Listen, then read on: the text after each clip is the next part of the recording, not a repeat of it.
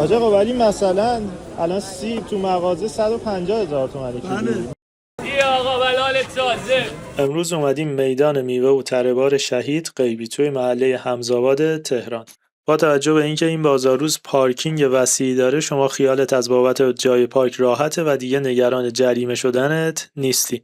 اینجا علاوه بر غرفه میوه و تره‌بار، غرفه خشکبار و لبنیات و میوه و مرغ و ماهی و سبزیجات و حتی اصلاح موی سر هم داره که میتونی تو زمانی که منتظری تا مرغت رو با هزینه 2000 تومن پاک بکنن، با هزینه 80,000 تومن سرت رو اصلاح بکنی.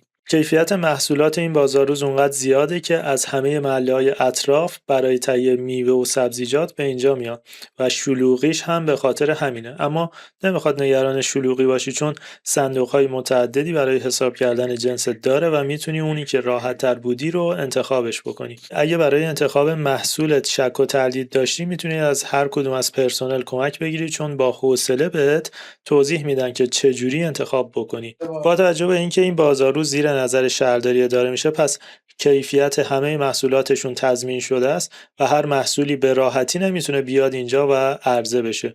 قیمت همه محصولاتشون هم نوشته شده و راحت میتونی ببینی. ساعت کاری این بازارروز از ساعت 8 صبح تا 1 بعد از ظهر و از ساعت 3 بعد از ظهر تا 7 شب هستش.